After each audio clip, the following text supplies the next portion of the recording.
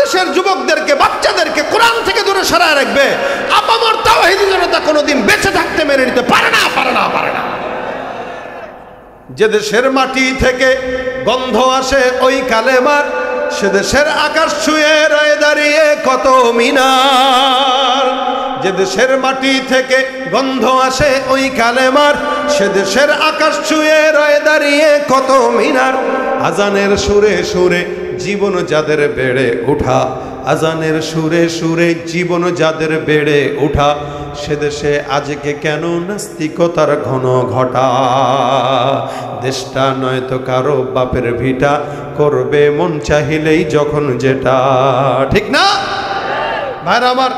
কোরআনের তেলাওয়াত দিয়ে মসজিদের মক্তব শুরু হয়। রাসূল করিম সাল্লাল্লাহু আলাইহি ওয়াসাল্লাম বলেন, সাহাবীদেরকে একবার বলতেছেন, হাদিসটা শুনেন। নবী বলেন, এই সাহাবা একরাম,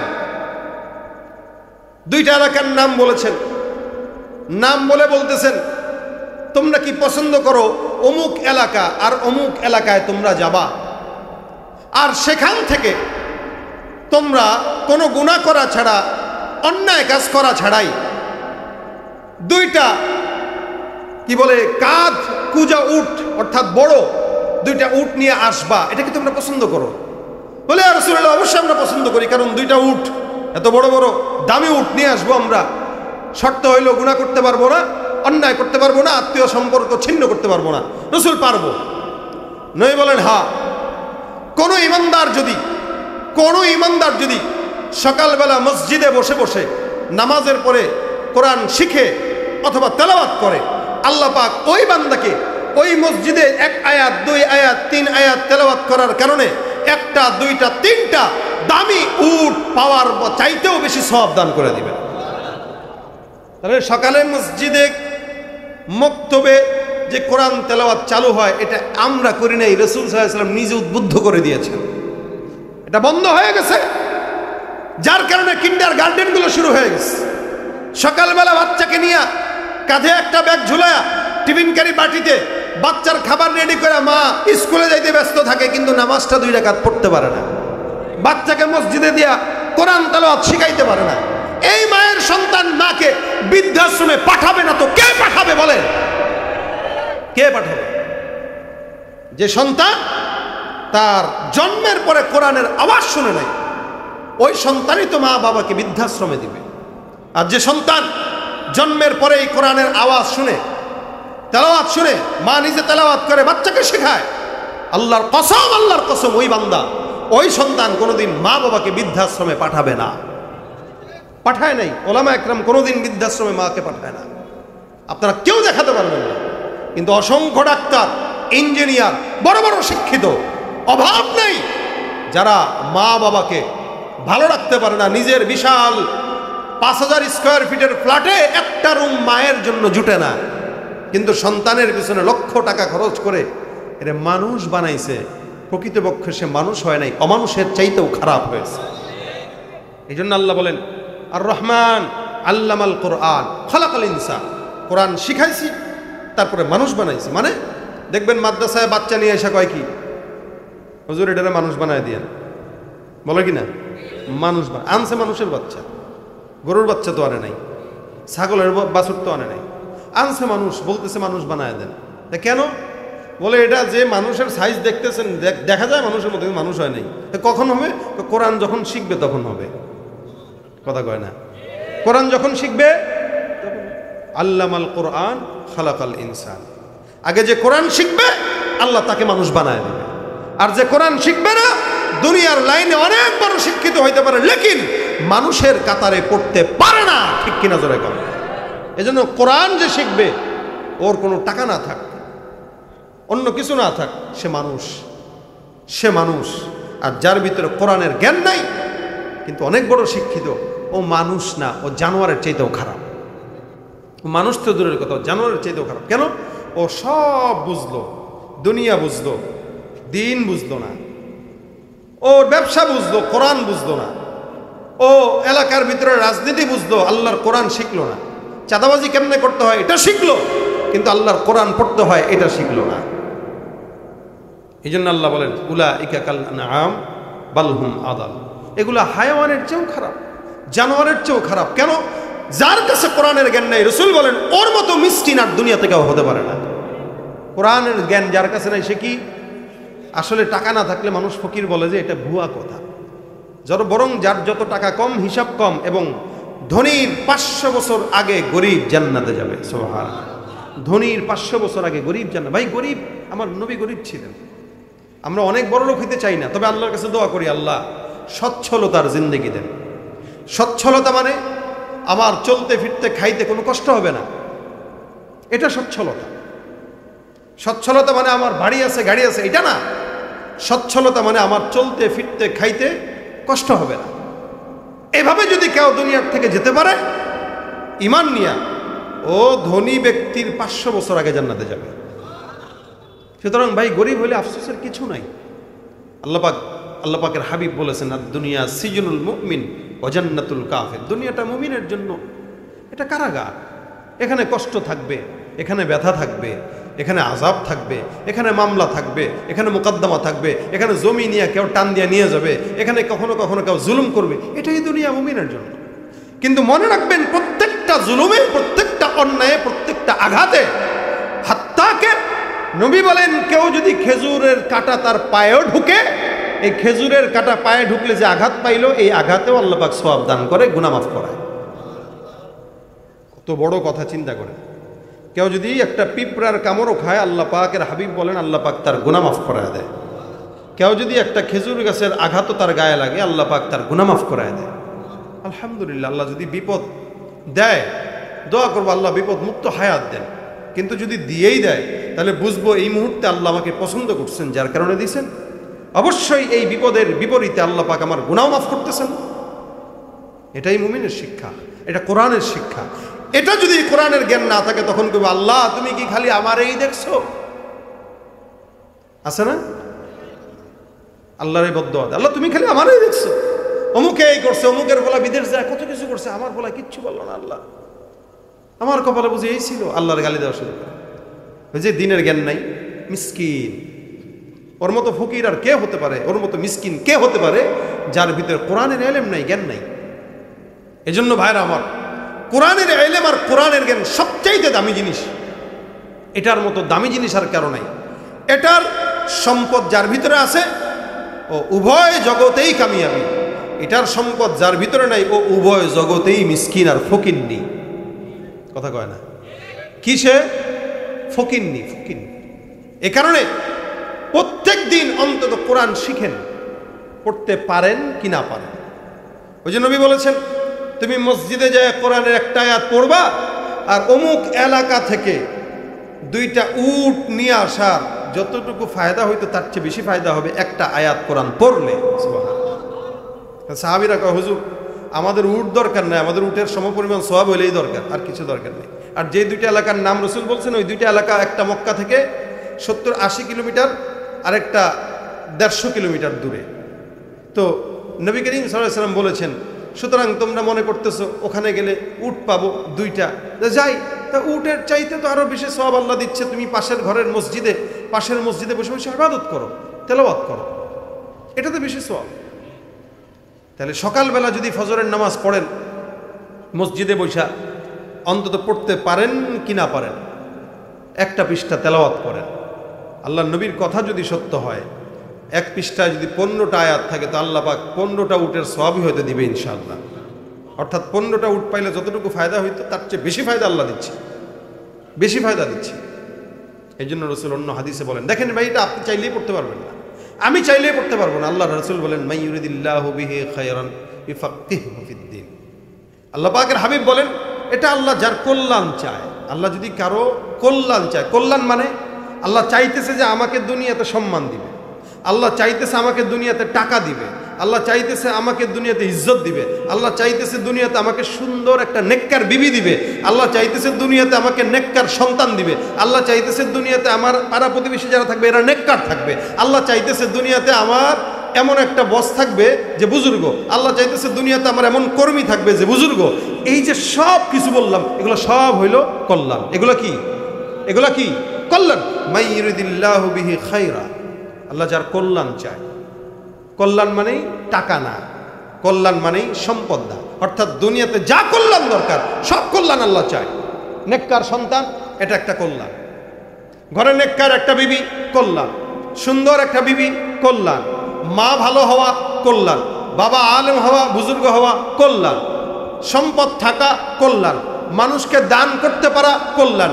নিজে ইলম শিখতে পারা, কল্যাণ। নিজের ছেলেকে শিখাইতে পারা, কল্যাণ। শিখতে পারলাম না তো দিনের সাথে লেগে থাকবো, কল্যাণ। অর্থাৎ যত কল্যাণ আছে দুনিয়াতে, নবী বলেন আল্লাহ যদি কারো কল্যাণ চায়, আল্লাহ পাক রব্বুল আলামিনের হাবিব বলেন ইফাক্কিহু ফিদ্দিন, আল্লাহ তাকে কোরআনের জ্ঞান দিয়ে দেন। সুবহানাল্লাহ। তার মানে যে কোরআনের জ্ঞান পাইল সবচাইতে ধনী ব্যক্তি সে, আর যে পাইল না তার তো কিছুই নাই, না দুনিয়া না আখিরাত। এই জন্য বাচ্চাকে স্কুলে পড়ান, আপত্তি নাই। বাচ্চাকে কলেজে দেন, আপত্তি নাই। কিন্তু তার আগে দ্বীনি মাদ্রাসাগুলোতে দেন, এই ইসলাহুল উম্মায় দেন। এখানে দিয়ে বাচ্চাটাকে কোরআন শেখানো। অন্তত আল্লাহর কসম করে বলতে পারি, আপনার বাচ্চাই আপনার জন্য দোয়া করবে, অন্য 5টা সন্তান আপনার জন্য দোয়া করবে না। এটা মিলায় দেখেন। 5টা ছেলে আছে, 4টারে ডাক্তার বানাইছেন, ইঞ্জিনিয়ার বানাইছেন, হ্যান বানাইছেন, তেন বানাইছেন, আর একটারে কোনো মতে গরিব শরীফ কালা দেখে এটারে মাদ্রাসায় পড়াইছে।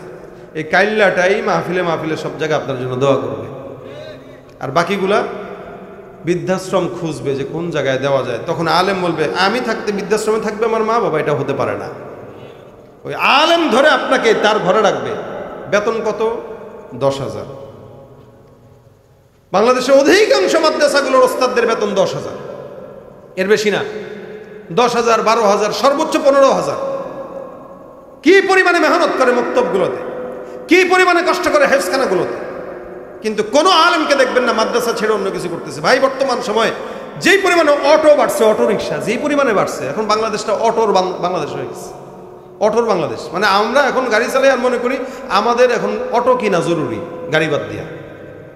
এই অটো চালায়ও এরা মাস শেষে 30-40 হাজার টাকা কামায়। দেখেন তো বরকত আসেনি? দেখবেন অধিকাংশের বরকত নেই, কিন্তু মাসে 40,000 টাকা কামাইতেছে। এরপরেও দেখবেন এলোমেলো নেশা করে।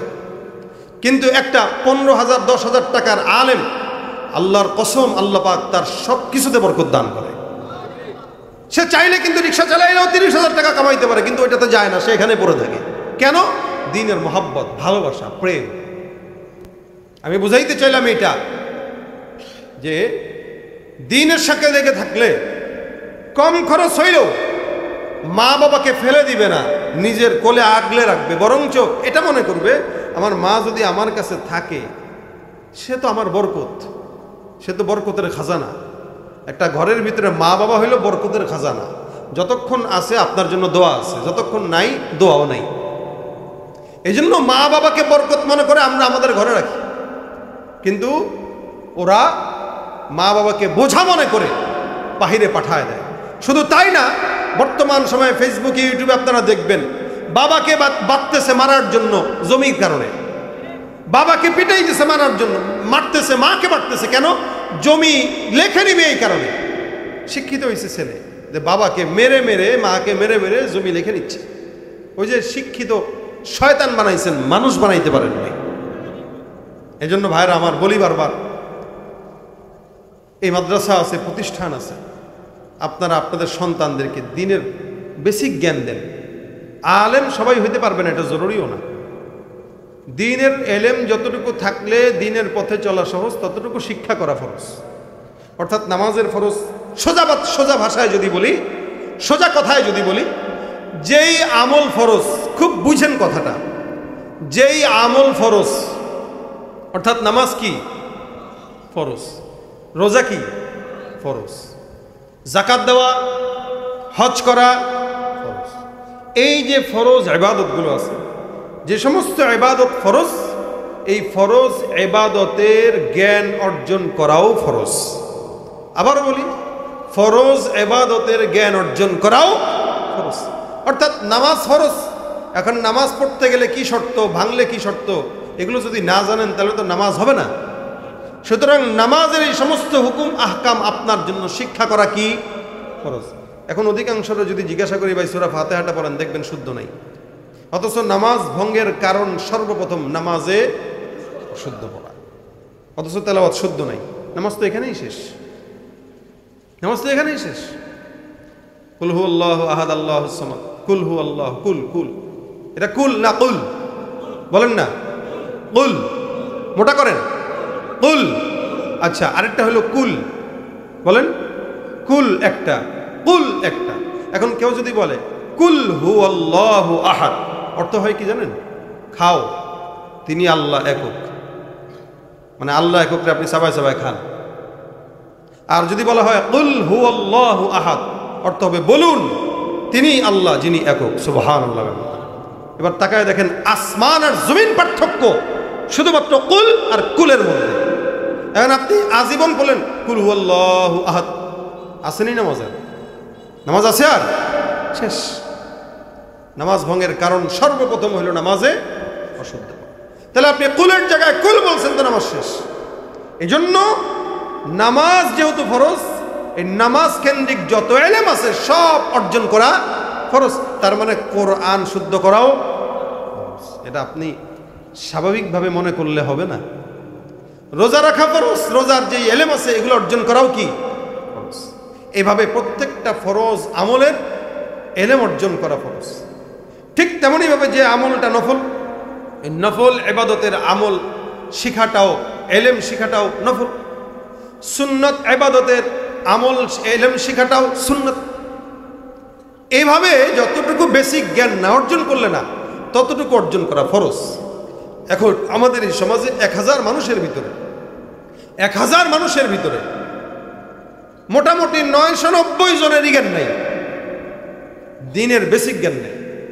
যার কারণে প্রত্যেকটা জায়গায় আমরা এলোমেলো করে ফেলতেছি।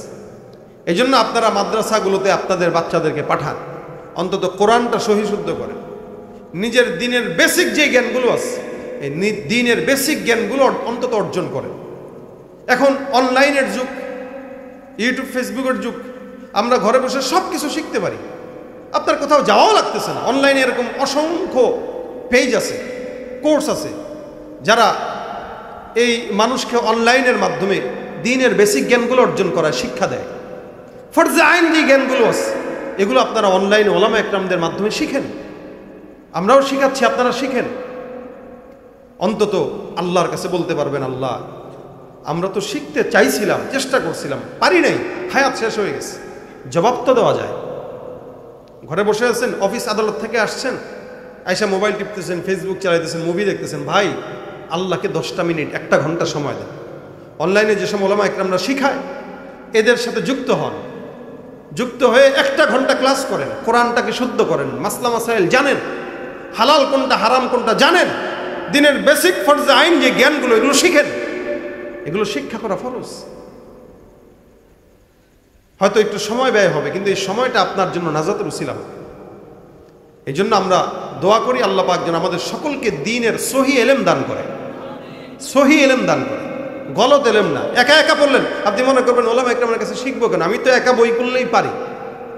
আবার হুজুরদের কাছে যাব, শিখবো, টাকা দিব, সময় নষ্ট করব। হ্যাঁ ভাই, ওস্তাদ ছাড়া ছাত্র যদি মাতবরি করে ওই ছাত্র গাতায় পড়ে। ওস্তাদ ছাড়া শিখে যদি গাড়ি চালাইতে যান গাতায় পড়বেন। এই জন্য প্রত্যেকটা জায়গার ওস্তাদ আছে, ওস্তাদ ছাড়া কেউ বড় হইতে পারে। এই জন্য একজন আলেমের তত্ত্বাবধানে থেকে দিন শিখেন, তাহলে আল্লাহ পাক সহি দিন শিখার তৌফিক দিবে। আল্লাহ পাক আমাদের সকলকে সহি দিন শিখার তৌফিক দান করুন। এই মাদ্রাসার জন্য আপনারা দোয়া করবেন, আল্লাহ পাক যেন এই মাদ্রাসাটাকে কবুল করে, মাদ্রাসার সকল হাজত যেন আল্লাহ পাক পূরণ করে, এবং মাদ্রাসার যত কিছু আছে এই মাদ্রাসার সাথে সম্পৃক্ত যারা আছে আল্লাহ সকলকে যেন কবুল করে, বলেন আমিন। মাদ্রাসার লোকরা কই? মাসুম বিল্লাহ, ইলিয়াস, ইয়াসিন, বরকতুল্লাহ, কোথায় তোমরা? চলে আসো, 10:30 বেজে গেছে। আল্লাহ পাক রব্বুল আলামিন এই মাদ্রাসাটাকে এরা গত বছর শুরু করেছে, গত বছর থেকে এই পর্যন্ত আলহামদুলিল্লাহ মাদ্রাসার উন্নতি হয়েছে, এবং আপনারাও মাদ্রাসার সাথে আছেন আলহামদুলিল্লাহ। লেগে থাকেন, মাদ্রাসার সাথে লেগে থাকেন, আল্লাহ পাক বরকত দিবে। এক সময় চমকাবে, মাদ্রাসার জায়গা হবে। হয়তো আশা করি এক সময় এই প্রতিষ্ঠানের জায়গা থাকবে, এই প্রতিষ্ঠানের বিশাল বড় দাওরা হাদিস পর্যন্ত হয়তো এই প্রতিষ্ঠান বড় হবে ইনশাআল্লাহ। আমরা আশাবাদী, আপনারা যদি সাথে থাকেন, দোয়া করেন, ইনশাআল্লাহ একদিন এটা হবে। তা আল্লাহ পাক যেন এই প্রতিষ্ঠানটাকে ওই পর্যন্ত নেয়, বলেন আমিন।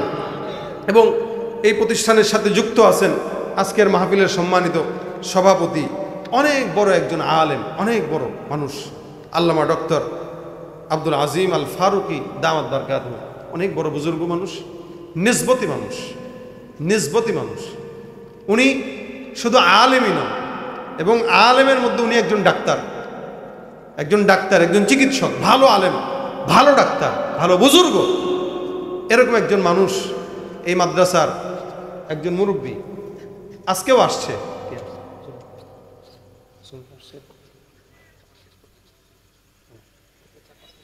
আলহামদুলিল্লাহ, আলহামদুলিল্লাহ বলেন।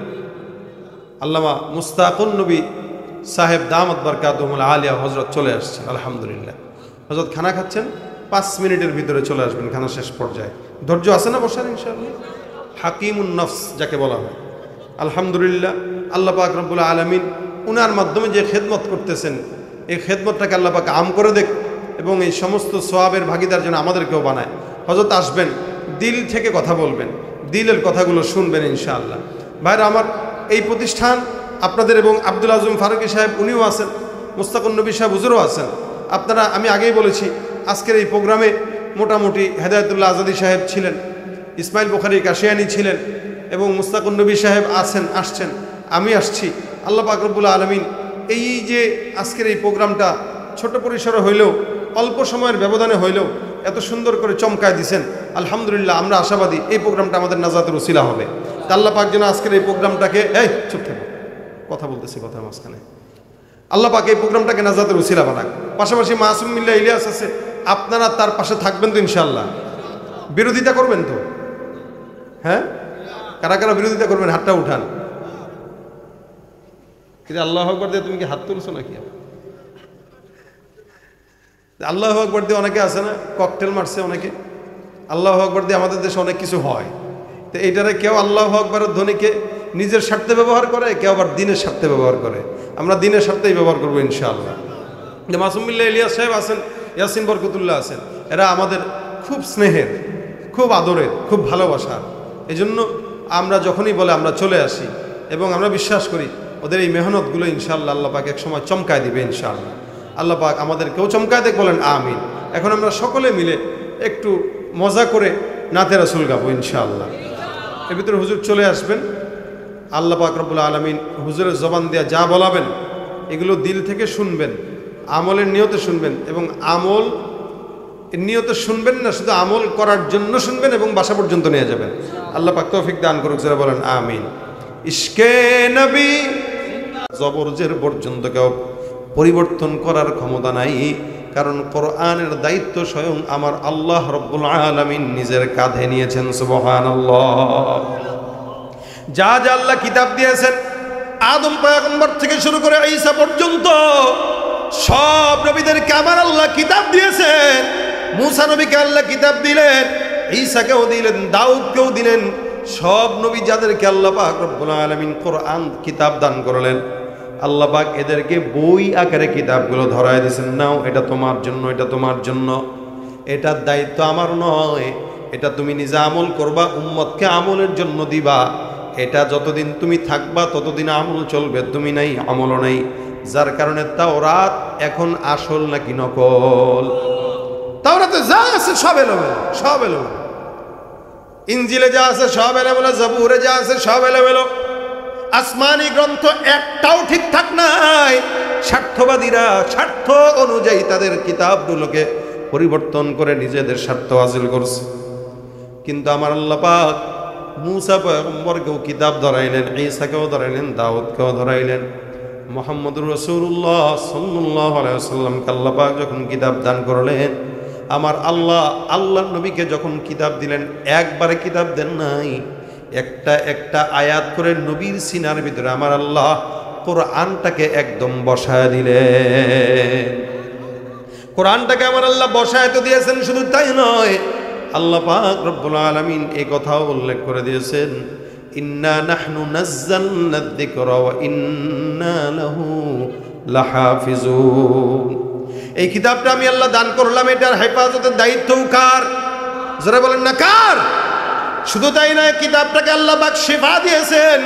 অনুনাজ্জিলু মিনাল কুরআনি মা হুয়া শিফা অনুনাজ্জিলু মিনাল কুরআনি মা হুয়া শিফাউ ওয়া রাহমাতুল লিল মুমিনিন ওয়া লা ইয়াজিদুজ যালিমিনা ইল্লা খাসারা। আল্লাহ পাক রব্বুল আলামিন কোরআনটাকে শুধু বান্দার হেদায়েতের রাস্তা বানাইছেন তাই নয়, বান্দার যত অসুস্থতা থাকুক না কেন আমার আল্লাহ পাক প্রত্যেকটা অসুস্থতার রোগের ঔষধ হিসাবে এই কোরআনটাকেও আল্লাহ পাক নাজিল করেছেন। ভাই ইয়াকিন করবেন তা আল্লাহ পাক আপনার ইয়াকিন অনুযায়ী আপনার উপরে ওনার কর্ম হাসিল করায় দিবে। এজন্য আল্লাহ পাক হাদিসে বলেন, হাদিসে কুদসিতে, আনা ইনদা যান্নি আবদি বি, বান্দা আমার উপরে যতটুকু ধারণা রাখবে আমি ততটুকু দিব। আপনি যদি ধারণা রাখেন যে আমি আল্লাহ দ্বীনের পথে চলবো, তুমি সাহায্য করো, আল্লাহ আপনাকে দ্বীনের রাস্তা যত আছে সব সহজ করে দিবেন, কোনো বাধা থাকবে না। কারণ আপনার আল্লাহর উপরে আশা আছে, ভরসা আছে যে আমি যদি চলতে চাই আল্লাহ সাহায্য করবে, আমার বিশ্বাস। খালি ইয়াকিন করেন আর শুরু করেন, আল্লাহ সহজ করে দেবে। আপনি যদি মনে করেন আমি এটা করবো, ওইটা করবো, এই করবো, আল্লাহ মনে হয় আমার সাহায্য করবো, আমি নেমে যাই, আল্লাহ আপনাকে অবশ্যই সাহায্য করবে। আর আপনি যদি মনে করেন না আরে করবো যে পারবো না, মনে হয় আল্লাহ আমার মতো মানুষকে কি আর সাহায্য করবে? ভাই আল্লাহ যেমন একজন আলেমের জন্য, আল্লাহ তেমন আপনার মতো গুনাহগারের জন্য। আল্লাহ যেরকম একজন বুজুর্গের জন্য, আল্লাহ তেমন আমাদের মতো খামখেয়ালি মার্কা বান্দার জন্য। কিন্তু আল্লাহ বলেছেন বান্দা আমার প্রতি ধারণা যতটুকু রাখবা আমি ততটুকু দেব। এই জন্য কেউ যদি আল্লাহর দিকে 1 হাত আগায় তা আল্লাহ তার দিকে 2 হাত আগায় যায়। সুবহানাল্লাহ। কেউ 1 বিঘা আগায় তো আল্লাহ তার দিকে 1 হাত আগায় যায়। কেউ হেঁটে হেঁটে আগায় তো আমার আল্লাহ পাক তার দিকে দৌড়ায় দৌড়ায় আগায় যায়। সুবহানাল্লাহ। আরো জোরে বলেন সুবহানাল্লাহ।